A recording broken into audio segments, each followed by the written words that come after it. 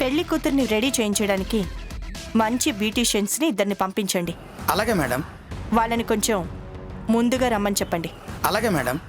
శ్యామకి ఎలా మేకప్ చేయాలో నేను చెప్తాను. ఓకే మేడం, మీరు చెప్పినట్లుగా వాళ్ళని కొంచెం ముందుగానే పంపిస్తాను. థ్యాంక్స్. It's okay ma'am. ఉంటాను సార్. మరి మంచిదండి. అమ్మా, ఉంటానమ్మా.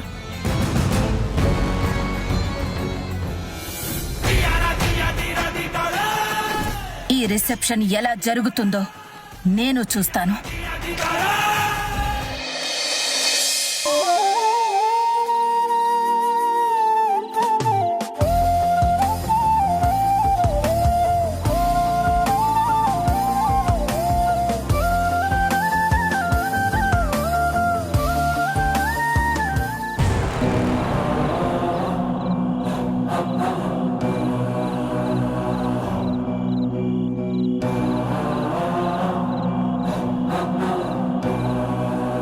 ఏయ్, ఏం చేస్తున్నావు ఇక్కడ?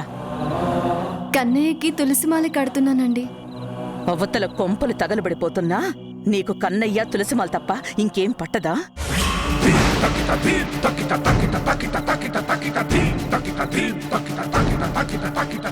ఏం జరిగిందండి? రేపు రిసెప్షన్లో రూపారాణి పాట పాడడానికి ఫిక్స్ చేశారు మీ అత్తింటి వాళ్ళు.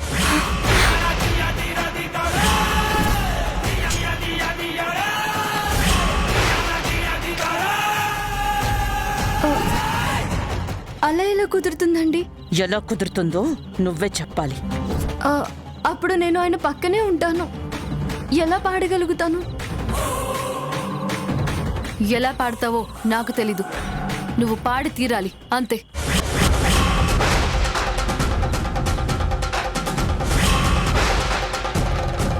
నువ్వు గనక రేపు రిసెప్షన్లో పాట పాడలేదో మీ అమ్మా నాన్నల్ని పోలీసులకు పట్టిస్తాను, జాగ్రత్త.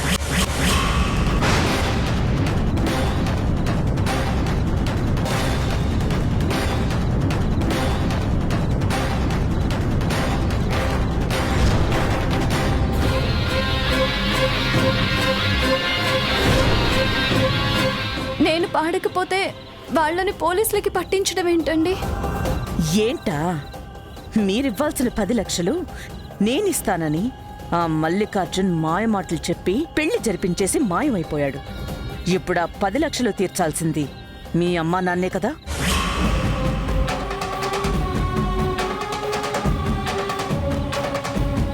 ఆ అప్పు ఎగ్గొడుతున్నారని చెప్పి మీ అమ్మా నాన్న మీద కేసు పెడతాను.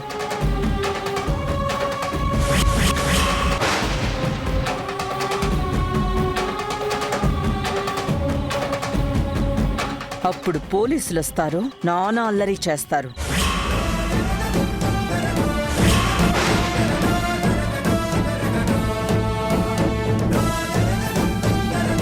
నలుగురిలో పరువు పోయినందుకు మీ అమ్మ, నాన్న, అన్నయ్య, వదిన, తమ్ముడు అందరూ ఇలా అందరూ ఊరేసుకుని చచ్చిపోతారు.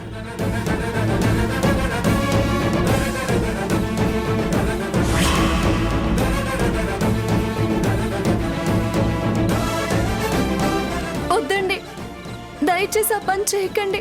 మీకు దండం పెడతానండి. దయచేసి అలా చేయొద్దు. నీ బోడి దండాలు ఎవరికి కావాలి? మాకు పాట కావాలి.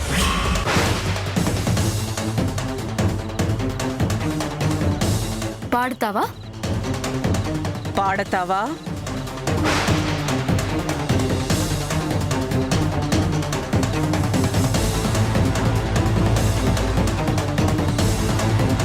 రిసెప్షన్లో పాట పాడతావా? ఎలా పాడాలో అర్థం కావడం లేదండి. ఎలాగోలా 3 నిమిషాలు అందరి కళ్ళు కప్పి పాట పాడాలి. రూపారాణి పేరు నిలబెట్టాలి. తేడా వచ్చిందో పోలీసులు, పరువు, కుటుంబం మొత్తం సామూహిక ఆత్మహత్య. గుర్తుంచుకో.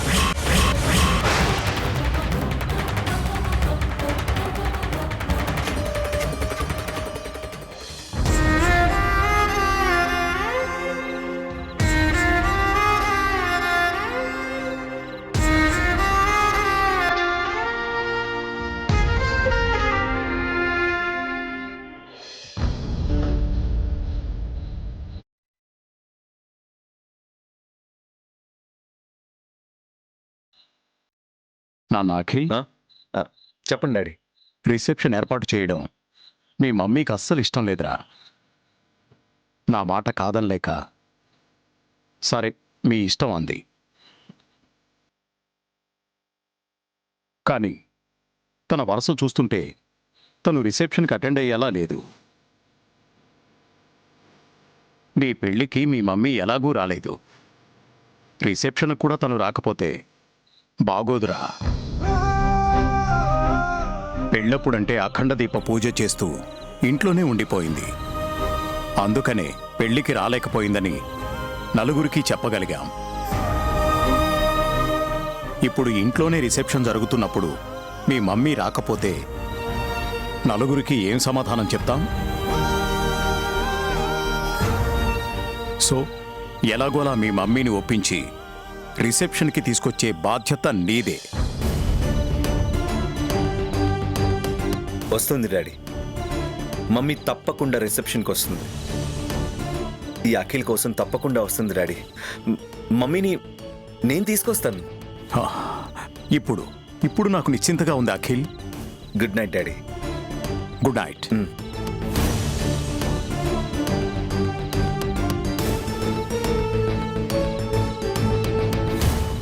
ఎలాగోలా మమ్మీని ఒప్పించి రిసెప్షన్కి వచ్చేలా చేయాలి. కానీ ఎలా?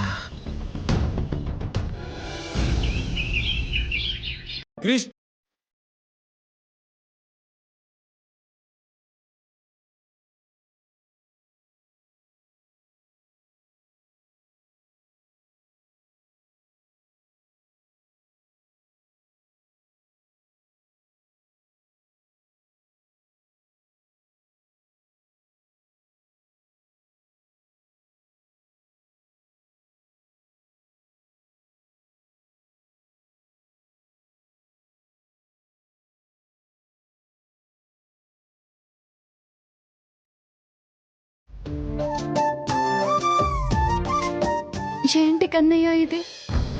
నేను పాట పాడకపోతే అమ్మా నాన్నల్ని అవమానపరుస్తానంటుంది ఆ గురువమ్మ.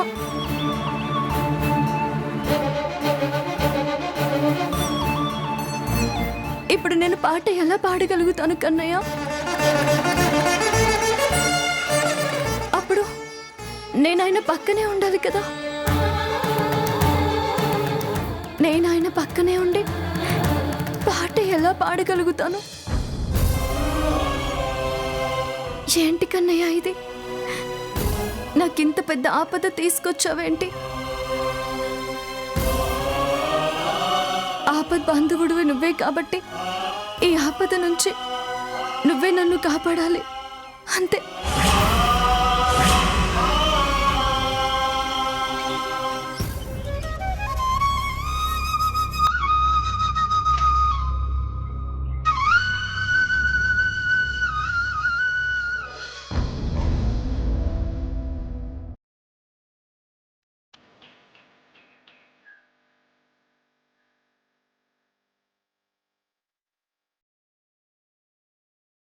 కన్నయ్య, శ్యామ నిన్ను ఎంతగానో నమ్మింది. నేను నిన్ను నమ్ముతున్నాను.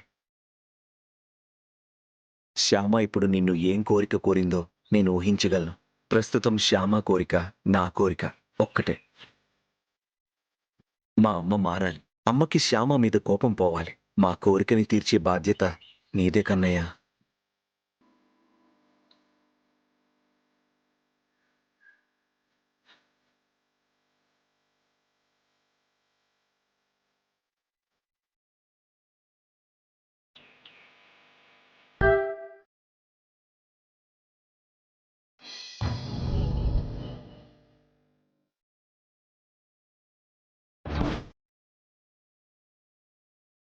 Good morning mummy.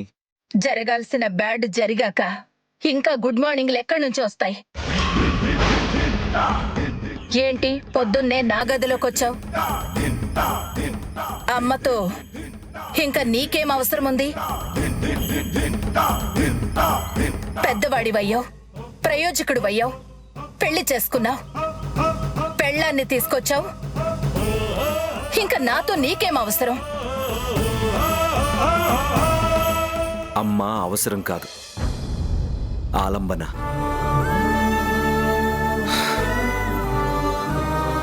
కూర్చో. మమ్మీ, నేను ఎంత పెద్దవాడినైనా, ఎంత ప్రయోజకుడినైనా నీకు బిడ్డను కాకుండా పోను కదా. ఈ ప్రపంచంలో ఏ బంధం అయినా మనిషి పుట్టాకే మొదలవుతుంది. కానీ తల్లి బిడ్డల బంధం మాత్రం పుట్టకు ముందే, కడుపులో ఉన్నప్పుడే మొదలవుతుంది. భార్యాభర్తల బంధం పసుపు తాడు ముడులు వేస్తేనే మొదలవుతుంది. తల్లి బిడ్డల బంధం బొట్టు పేగు తెగితేనే బలపడుతుంది.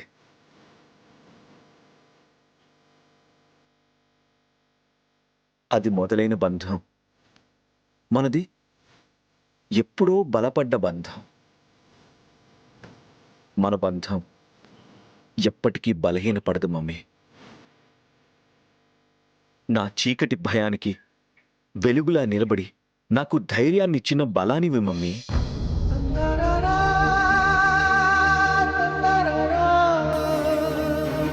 అదే నాన్న నా భయం, అదే నా భయం.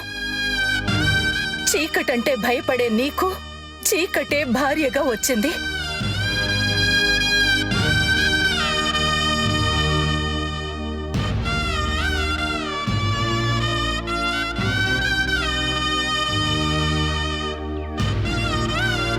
పర్లేదు నాన్న, పెళ్లి అయిపోగానే జీవితం అయిపోయినట్టు కాదు కదా.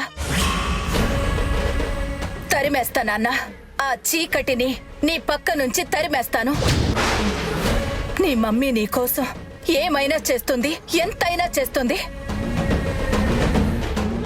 ఆ శ్యామాని. మమ్మీ, దయచేసి నేను చెప్పేది విను. నువ్వు డాడీ నాకు రక్తం మాత్రమే పంచలేదు, సంస్కారం కూడా పంచారు. సంస్కారవంతుడిగా పెంచారు.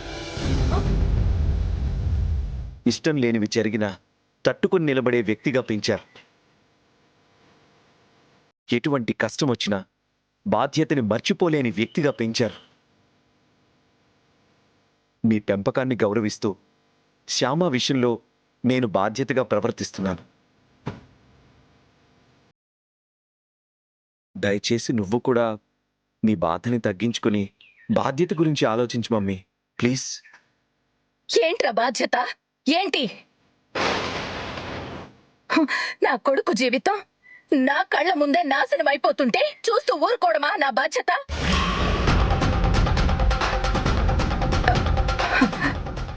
నా మాట విను నాన్న. ఆ శ్యామ నీకు తగిన భార్య కాదు. అసలు తను నీకు భార్య కానే కాదు. కాదు కాదు అని 100 సార్లు అనుకున్నా ఆయనది కాకుండా పోదు కదా మమ్మీ. నా మాట విని నువ్వు కూడా రిసెప్షన్కి రావాలి మమ్మీ, ప్లీజ్. రాను, చచ్చినా నేను ఆ రిసెప్షన్కి రాను. రావాలి మమ్మీ, నువ్వు రిసెప్షన్కి రావాలి.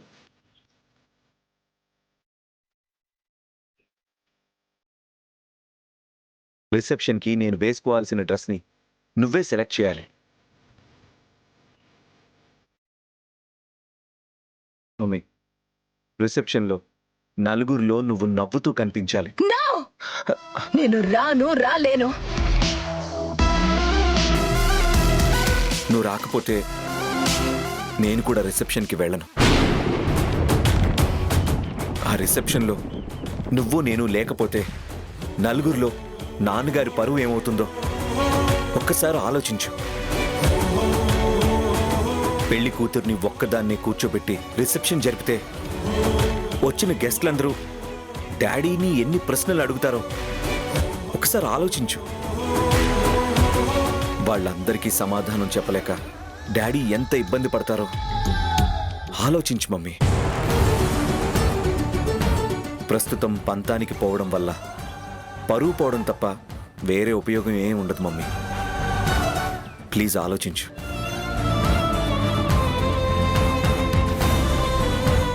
ఏంటిది? వీడు బ్లాక్మెయిల్ చేస్తున్నాడా? ఏం చేసినా సరే నేను రిసెప్షన్కి వెళ్ళనుగాక వెళ్ళను.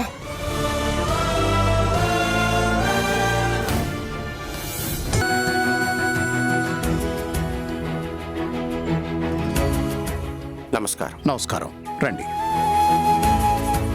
నమస్కారం అండి. నమస్కారం అమ్మా. నమస్తే సార్. నమస్కారం అమ్మా. తాతయ్య తాతయ్య, ఏంటి నాన్న? బాబాయ్ రిసెప్షన్ లో డాన్స్ చేయొచ్చా తాతయ్య? ఓ, చేయొచ్చు. ఏంటి చేసేది? ఇది గంతులేసే ఫంక్షన్ కాదు. నోరు మూసుకొని అవతలికి పో.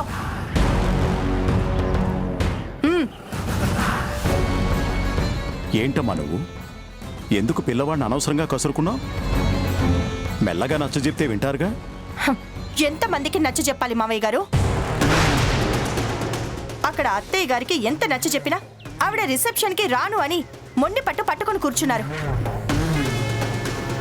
రిసెప్షన్లో అత్తయ్య గారు లేకపోతే నలుగురు ముందు మీ పరువు ఏమైపోతుంది? ఆలోచించండి. హో, అదా నీ టెన్షను? ఆ టెన్షన్లో ఉండి పిల్లాడిని అలా కసురుకున్నావా? మీ అత్తయ్య గారి విషయంలో నువ్వేం టెన్షన్ పడాల్సిన పని లేదమ్మా. అఖిల్ వాళ్ళ మమ్మీని ఒప్పించి రిసెప్షన్కి తీసుకొస్తాడు, సరేనా? నువ్వు వెళ్ళి శ్యామ సంగతి చూడమ్మా. వెళ్ళి తన్ని తొందరగా రిసెప్షన్కి తీసుకురా. వెళ్ళు. ఆనందవర్మ గారు నమస్కారం. సుబ్బారావు గారు. అంటే ఆఖరికి నన్ను శ్యామ పనులు చేసే సర్వెంట్ని చేశారన్నమాట. ఓకే ఓకే, ఒక విధంగా దాన్ని ఇంట్లోంచి తరిమేయాలని నా ప్లాన్ ఇంకా సులభమవుతుంది.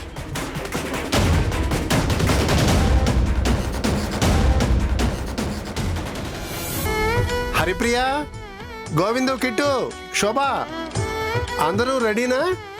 నేను రెడీ నాన్నా.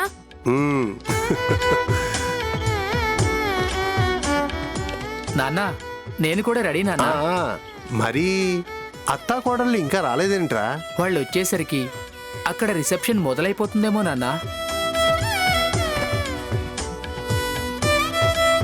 మేం లేకుండా రిసెప్షన్ ఎలా మొదలవుతుంది? ఒకవేళ మొదలు పెడితే ఊరుకుంటానా ఏంటి? మా ఇంటికొచ్చి మమ్మల్ని రిసెప్షన్కి రమ్మని పిలిచి మేం వచ్చే వరకు ఆగకుండా ఎలా మొదలు పెడతారు అని 4 అడిగి పారేస్తాను. అందరి ముందు కడిగి పారేస్తాను. శోభ, ఈ దూకుడే కొంచెం తగ్గించుకోవాలి నువ్వు. అక్కడ వియ్యాల వారింట్లో ఇలా నోరు పారేసుకుంటే మన మర్యాదే పోతుంది. అంటే నాకు మర్యాద తెలియదంటారా? నేను మర్యాద నిలబెట్టుకునేదాన్ని కాదు అంటారా? నేను మర్యాద పోగొట్టుకునేదాన్ని అంటారా? అలా అని నేను అనలే శోభ. అక్కడ నువ్వు నోరు జాగ్రత్తగా పెట్టుకో అంటున్నాను. నేను ఎంత జాగ్రత్తగా ఉన్నా నా నోరే మీకు కనబడుతుంది. అబ్బా, ఆపండి మీ గొడవ. ఇలా గొడవ పడేటట్లయితే అసలు మీరిద్దరు అక్కడికి రావద్దు.